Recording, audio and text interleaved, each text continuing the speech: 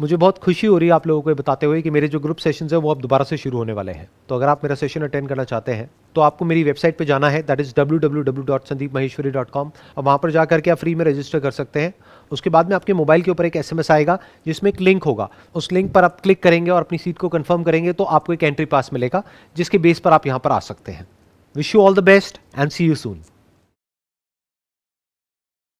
Sir जैसा कि देखा गया है हम लोग डेली रूटीन में जॉब भी करते हैं सर, ठीक है, और बाकी एक्टिविटीज़ भी है, बट सर वो डेली ही रिपीट होती रहती है। एक्चुअली सुबह गए, उठे, ऑफिस गए, शाम को वापस आए, है ना, और डेली भी यही मतलब चलता रहता है सिलसिला। तो या तो एक्चुअली मुझे ये लगता है कि हमारी सारे दिन की जो है पूरी नाइट में रिवाइंड होती है और सुबह वही कैसे रिपीट होकर लग जाती है और कुछ नया हो नहीं रहा है ज़िंदगी में सर। तो मुझे लगा कि आपसे ये क्वेश्चन पूछना चाहिए कि मतलब आप इस पर थोड़ी सी एक्सप्लेनेशन तो दें सर प्लीज़। शादी हो गई है क्या आपकी? नहीं सर, बिल्कुल अभी नहीं हुआ सर। तो कुछ नया क्यों नहीं हो रहा है आपकी जिंदगी में? कुछ हो ही नहीं रहा है नया। प्लीज़ सर इस पर 5 मिनट्स की एक्सप्लेनेशन तो जरूर दीजिए आप। हाँ हाँ, नहीं ठीक है, 5 मिनट जैसी हो जाए मुझे बता देना। Please sir, thank you so much. हाँ प्लीज हैव अ सीट। हम बोलते हैं कि हम कुछ नया करना चाहते हैं, सोचते भी हैं, बट नया करने में डर लगता है।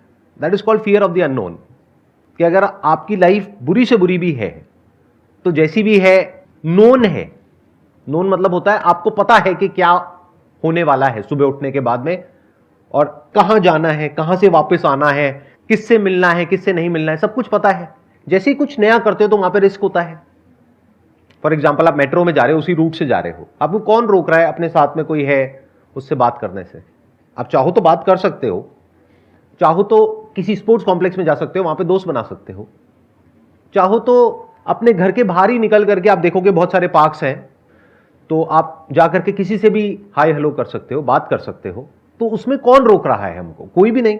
लेकिन हम वो नहीं करते, क्यों? क्योंकि वहां पे फेलियर का डर है।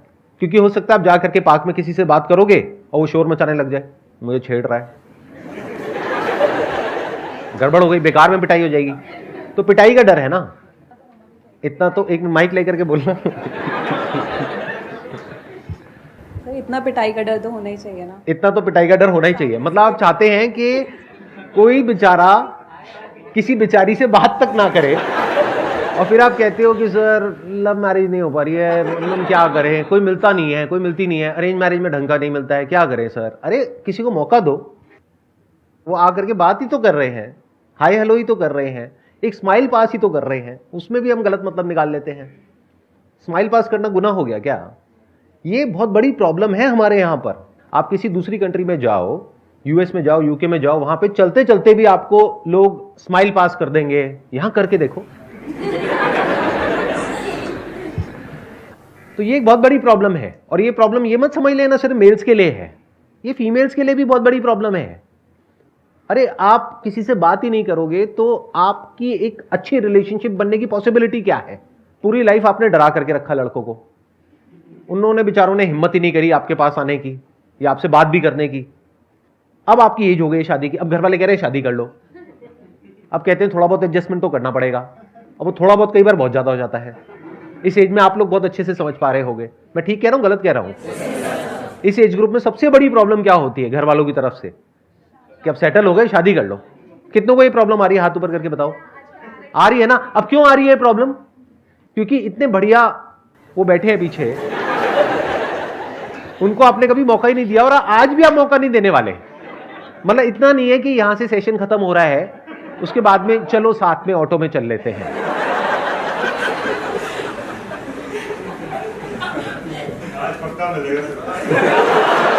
आज मैं मैच मेकर हूं। जैसे एक मूवी आई थी ना, उसमें आपने देखा था कादर खान के घर के बाहर लिखा होता था आज ये डॉक्टर है, आज ये लॉयर है। तो ऐसे ही आज यहां पे सेशन हॉल के बाहर में लिखा हुआ है आज ये मैच मेकर है। आज तो रिश्ता करा के ही छोड़ूंगा एक दो का, ताकि वो 1-2 साल बाद आए यहाँ पे हाथ में गोदी में बच्चा अच्छा लेकर के और कहे सर देखो ये यहीं का है, यहीं से इसकी शुरुआत हुई थी। ये जो प्रॉब्लम है जो आप कह रहे हो कि लाइफ बोरिंग है, रूटीन है, वो इसलिए है क्योंकि हम कुछ नया करते ही नहीं है, कोई नया रिस्क नहीं लेते हैं, कोई नया चांस नहीं लेते हैं। अगर वो रिस्क लेने के लिए आप तैयार हो तो लाइफ में कुछ इंटरेस्टिंग हो सकता है, नहीं तो कुछ भी इंटरेस्टिंग होने की पॉसिबिलिटी नहीं है। सर मेरा क्वेश्चन है कि आज के टाइम पर हम mostly after 22-23 we all are looking for jobs and कभी कभी हमें जॉब्स मिल भी जाती है, हम सेटल भी हो जाते हैं, बट कुछ एम्बिशियस लोग they don't want to end up in relationship. हम सबको फीलिंग्स आती है लोगों के लिए, हम कैजुअल रिलेशनशिप्स में ज़्यादा इंक्लाइन करते हैं, फिर बाद में जब बॉडी या बायोलॉजिकल नीड आती है तो भी हम कैजुअल रिलेशनशिप्स का सहारा लेते हैं। लेकिन sir after a time we feel empty and when we feel empty and if someone approaches from the other hand तो हमें कमिटमेंट इश्यूज आता है। सर ऐसा क्यों हो रहा है कि हम आज के टाइम पे इतना कमिटमेंट से भाग रहे हैं? जैसे हमारी एक फिजिकल नीड है, वो क्या है? बायोलॉजिकल नीड, खाना पीना, निकालना, बच्चे पैदा करना, सेक्स, ये सब क्या है? फिजिकल नीड्स हैं। ऐसे ही हमारी एक इमोशनल नीड है हम सबकी। ये नीड है, ये कोई वांट नहीं है, कोई डिजायर नहीं है। वो नीड क्या है कि we want some kind of a support system. इसका भी बेसिस फिजिकल से ही आ रहा है, क्योंकि इंसान, अगर आप कुछ हजार साल पीछे चले जाओ तो जंगलों से हम सबकी शुरुआत हुई, और कुछ लोग तो अभी भी ऐसा लगता है कि अभी भी जंगल से ही आए हैं। बीच बीच में थोड़ा बहुत मजाक कर सकता हूँ, उड़ा सकता हूँ ना, ठीक है। सो क्या हुआ कि वहां पे जंगलों में वी वर नॉट सेफ, खतरा था चारों तरफ। तो हमको क्या समझ आया, अगर हम साथ में रहेंगे तो हमारे जिंदा रहने के चांसेस ज्यादा है। जब कोई हमारे साथ होता है और पूरी तरह से हमको सपोर्ट करने के लिए तैयार होता है, यहां तक कि वो हमारे लिए मरने को भी तैयार है, तो we feel safe and secure. And security is a need, it is not a desire. ऐसे ही रिलेशनशिप में एक स्टेबिलिटी होना, कोई ऐसा इंसान होना जो हमारे साथ हमारे पेरेंट्स के बाद भी रहे, ये कोई डिजायर नहीं है, नीड है। बट इसको हम समझ नहीं पाते हैं। क्यों? क्योंकि कभी हमने बोर्डम को फेस नहीं किया है, लोनलीनेस को एक्चुअल में नहीं देखा है अपने अंदर झांक करके। कभी देखना है तो 3-4 दिन के लिए कहीं बाहर चले जाओ और जा करके सिर्फ बैठ जाओ 3 दिन के लिए, कोई मोबाइल लेकर के नहीं जाना है। तब आपको समझ आएगा अकेलापन होता क्या है। आज क्या है? आज आप बिजी हो। किस में बिजी हो? रैट रेस में बिजी हो। रैट रेस क्या है? पैसा कमाने की रैट रेस, जो खत्म हो ही नहीं सकती। इस रैट रेस को जीत भी गए तब भी रैट के रैट ही रहने वाले हो।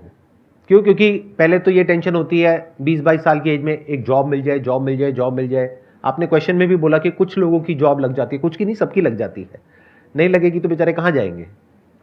या तो जॉब करेंगे या बिजनेस करेंगे, कुछ ना कुछ तो करेंगे ना। पैसा चाहिए, कितना चाहिए? बहुत चाहिए। और हमें ऐसी गलतफहमी हो जाती है कि पैसे से सब कुछ मिल जाएगा जो भी हमें चाहिए। फिर हम क्या बोलते हैं? Career is more important than relationship. फिर हम रिलेशनशिप को डिले करते हैं, पोस्टपोन करते हैं, जितना कर सकते हैं उतना। पहले जो मैरिज की एज होती थी वो होती थी 20-22 साल, फिर बढ़ करके हुई 25 साल, अब हो गई है 30 साल, 35 साल, और कुछ टाइम बाद 40 हो जाएगी, फिर 50 हो जाएगी, फिर 70 हो जाएगी, 80 हो जाएगी। आपको क्लियर हो रहा है मैं क्या कह रहा हूं? कि इस रैट रेस में आप एक जगह तक पहुंचोगे। वो जगह क्या होगी? 20-30 हजार, 50 हजार, लाख रुपए। तो जिस भी जगह पर आप होगे वो आपको कम लगने वाला है। अभी ज्यादा लग रहा है जब आपकी एज है 18-19 साल, 20 साल। देखो अभी प्रैक्टिकली देखते हैं, यहां पर जो एज ग्रुप है वो है 20 से 30 साल की।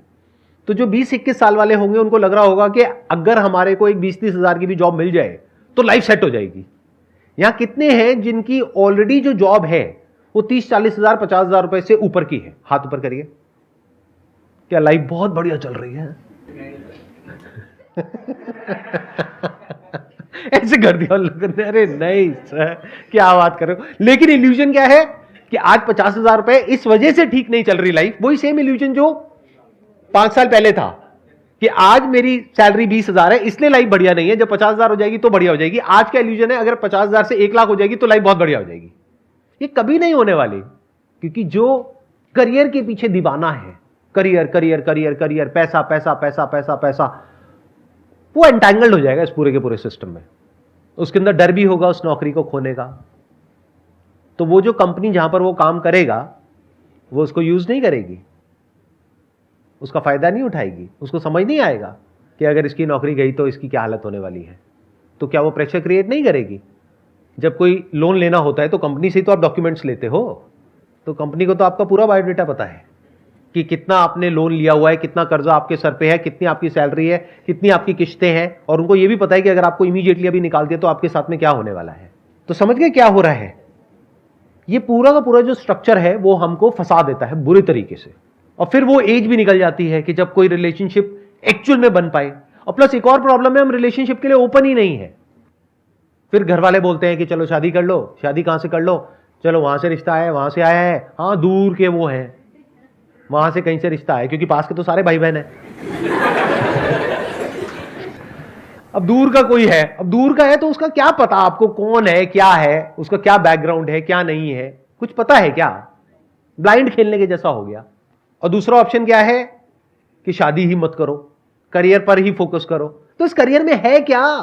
कभी सच को देखते क्यों नहीं हो? डू यू वांट कि मैं सच बोलूं, या डू यू वांट कि मैं आपको मोटिवेट करूं और कहूं चलिए जी नमस्ते? सच सुनने का दम है? कितने एक्चुअल में चाहते हैं कि मैं सच बोलूं? ठीक है, सुनो। अब अगर रोना होना आए तो रो लेना। क्या सीखा है? मेरे से रोना सीखा है? सच का सामना। हाँ ठीक है, सच का सामना शुरू किया जाए। कड़वा सच पता है क्या है? डिप्रेशन, एंजाइटी बहुत बुरे तरीके से बढ़ने वाली है। अब ये मत समझना कि मैं आपको कोई श्राप दे रहा हूं, मैं फैक्ट को एज इट इज देख रहा हूं और आपको बता रहा हूं कि क्या हो रहा है। It is science by looking at cause and effect. जैसे वेदर को प्रेडिक्ट किया जाता है ना, वो कोई तुक्का तो नहीं है ना, ऐसे ही आई कैन प्रेडिक्ट कि आने वाले 2 साल बाद, 5 साल बाद, 10 साल बाद क्या होने वाला है। स्पेशली ये जो लॉकडाउन में हमारा लाइफस्टाइल जिस तरीके से चेंज हुआ है, हमारे बच्चों का जो हुआ है पिछले 2 सालों में, कि पूरे दिन में 8 घंटे 10 घंटे वर्क फ्रॉम होम घर पे बैठे हुए हैं, तो बीमारियां इतने बुरे तरीके से बढ़ने वाली है जिसकी कोई हद नहीं है। इस सच को फेस कर लो जितनी जल्दी कर सकते हो। क्यों? क्योंकि हमारी बॉडी बनी किस चीज की है? धरती, जल, अग्नि, वायु, आकाश। इसमें से बताओ क्या आपको नेचुरल मिल रहा है इस रैट रेस में? धरती, क्या अच्छा खाना मिल रहा है?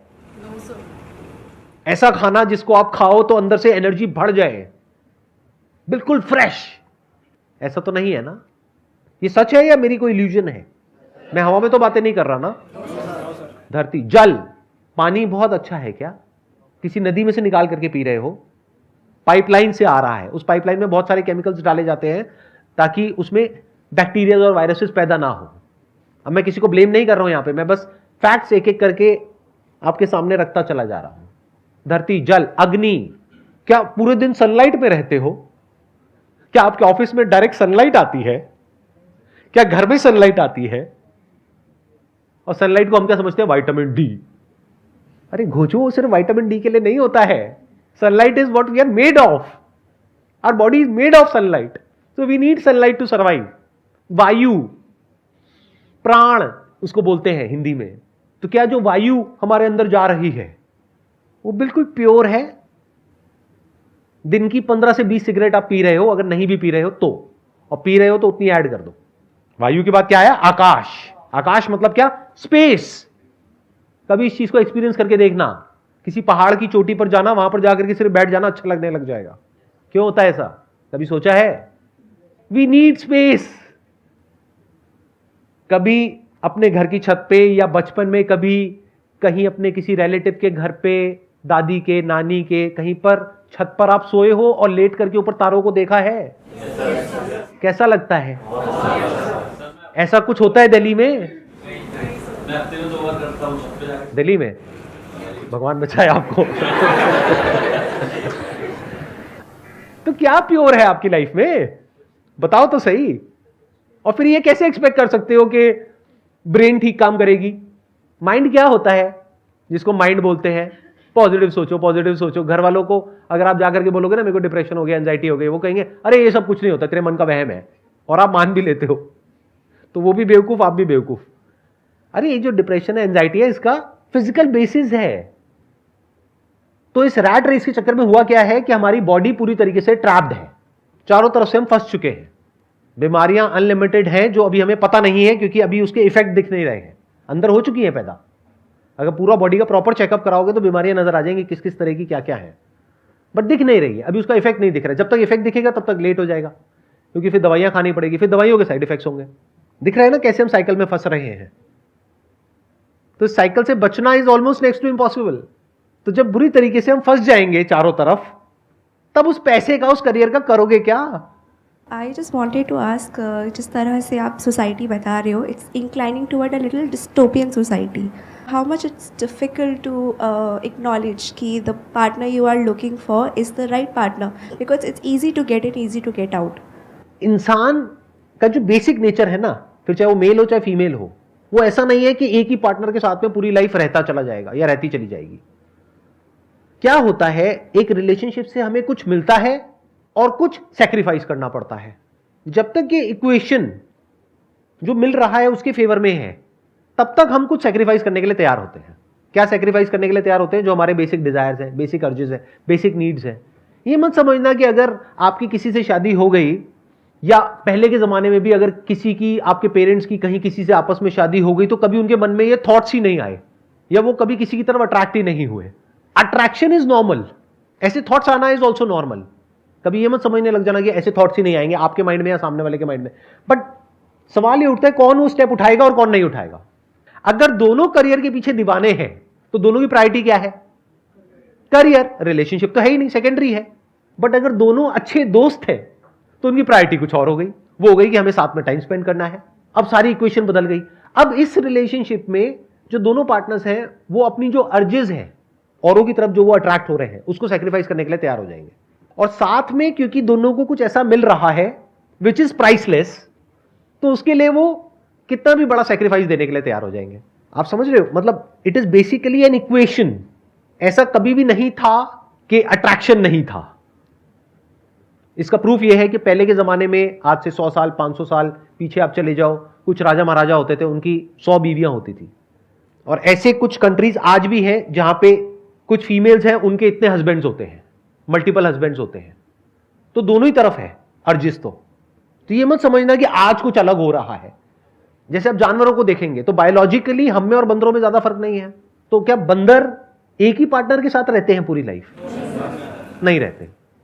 तो इंसान कैसे रहेगा? जब उस एक पार्टनर के साथ में उसको कुछ ऐसा मिलेगा जो कि वहां पर चीट करके मिलने वाला है, उससे ज्यादा कुछ मिल रहा होगा, तो वो चीट नहीं करेगा। इंसान जो कंट्रोल होता है ना, वो होता है प्लेजर और पेन से। अब प्लेजर क्या है? एक है इंस्टेंट प्लेजर। इंस्टेंट प्लेजर में क्या है? एक्साइटमेंट है, रश है, थ्रिल है, कुछ नयापन है, नशा है। ये सब क्या है? Instant pleasure. तो इसको क्यों सेक्रीफाइस करेगा एक इंसान, और कब करेगा? जब उसको समझ आएगा कि प्लेजर क्या होता है और हैप्पीनेस क्या होती है। अब उसको ये सब समझने की जरूरत भी नहीं है, एक इंसान फील कर लेता है। बहुत लोग हैं वो साइकोलॉजिकली इतनी मेरी बातों को समझ नहीं पाएंगे, बट वो एक अच्छी रिलेशनशिप में है और वो चीट नहीं कर रहे हैं एक दूसरे को। क्यों? क्योंकि उनको उस रिलेशनशिप से कुछ ऐसा मिल रहा है दोनों को जो उनको एक्चुअल में चाहिए, जो उनके लिए ज्यादा इंपॉर्टेंट है उससे, जो कि टेम्पररी उनको कुछ सेकेंड्स का या कुछ मिनट का प्लेजर मिलेगा, तब वो सेक्रीफाइस करने के लिए तैयार है। सर, जैसा कि आप कह रहे हैं कि एक पहले फ्रेंडशिप होनी चाहिए, और फ्रेंडशिप भी ऐसी कि जिससे हम सारी बातें शेयर कर सकें, कोई हिचकिचाहट ना हो, और वो फ्रेंडशिप आफ्टर रिलेशनशिप भी रहनी चाहिए। तो it means you are saying like प्यार दोस्ती है काइंड ऑफ लाइक। प्यार अलग है, उसके लिए मेरा आप एक सेशन देखिए व्हाट इज लव, और दोस्ती के लिए सेशन देखिए व्हाट इज फ्रेंडशिप। ये मैंने कर दी अपनी marketing. Wish you all the very best. It was pleasure talking to you and pleasure meeting you all. Thank you so much.